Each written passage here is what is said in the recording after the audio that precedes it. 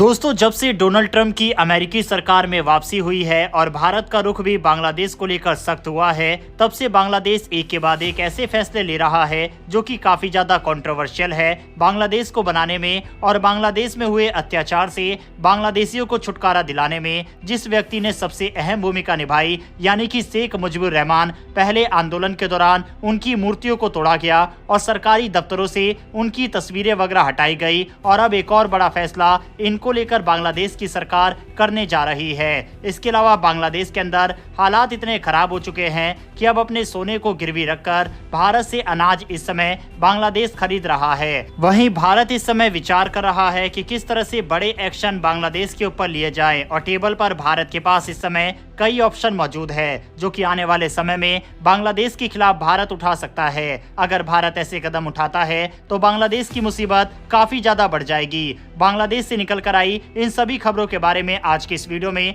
Detail में बात करेंगे, इसीलिए वीडियो को अंत तक जरूर देखिएगा। साथ ही चैनल पर पहली बार आए हैं और अगर आपको डिफेंस और वर्ल्ड अफेयर से जुड़ी वीडियो देखना पसंद है तो नीचे दिए गए सब्सक्राइब बटन को प्रेस कर बेल आइकन को दबा लें, जिससे हमारी डेली ऐसी वीडियो आप तक सबसे पहले पहुंच सके। तो चलिए शुरू करते हैं इस वीडियो को। दरअसल खबरों की माने तो बांग्लादेश की अंतरिम मोहम्मद यूनिस की सरकार बांग्लादेश के करेंसी से शेख मुजीबुर रहमान की तस्वीर को हटाकर एक नई तस्वीर लाने की तैयारी कर रही है। मोहम्मद यूनिस शेख मुजीबुर रहमान का अस्तित्व बांग्लादेश से खत्म करना चाहते हैं। वह लगातार ये प्रयास कर रहे हैं कि बांग्लादेश को मुजीबुर रहमान से आगे ले जाया जा सके और इसी के चलते वह बांग्लादेश में अपने आप को स्थापित करने के लिए और साथ ही पुराने सभी बड़े नेताओं को खत्म करने के लिए ऐसा बड़ा स्टेप उठा रहे हैं। आपको बता दें कि बांग्लादेश के नोट पर पहले जिन्ना की फोटो थी, लेकिन साल 1971 से बांग्लादेश के स्वतंत्र होने के बाद शेख मुजीबुर रहमान की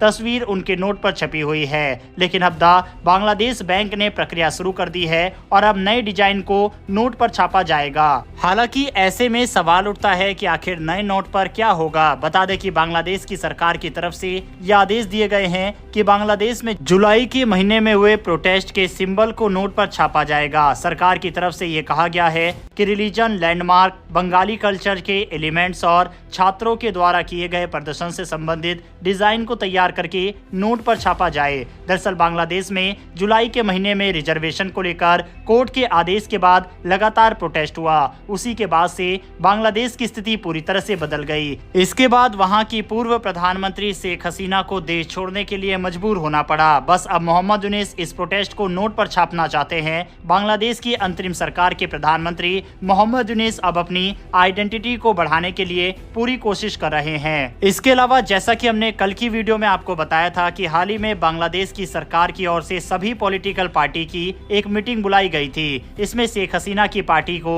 इनवाइट नहीं किया गया। इस मीटिंग में फैसला लिया गया है कि भारत के साथ चल रहे तमाम तरीके के एग्रीमेंट को कैंसिल किया जाए, क्योंकि भारत बांग्लादेश पर इकोनॉमिकली, पॉलिटिकल और सोशली तरीके से प्रेशर बना रहा है। इसके साथ ही भारत और शेख हसीना की सरकार के दौरान हुए तमाम एग्रीमेंट को कैंसिल करने की बात कही गई। साथ ही बांग्लादेश ने कोलकाता और त्रिपुरा से अपने डिप्लोमेट को वापस अपने देश बुला लिया है। ऐसे में दोस्तों लगातार भारतीय नागरिक भी अपनी सरकार से एक बड़े एक्शन की मांग कर रहे हैं। लोगों का कहना है कि भारत को जल्द ही बांग्लादेश के साथ साझा करने वाले अपने एयर स्पेस को बंद कर देना चाहिए और अगर ऐसा होता है तो बांग्लादेश के लिए मुसीबत काफी ज्यादा बढ़ जाएगी, क्योंकि तीनों तरफ से बांग्लादेश भारत से घिरा हुआ है और उसके पास सिर्फ एक ही रास्ता बचेगा और वह होगा समुद्री रास्ता।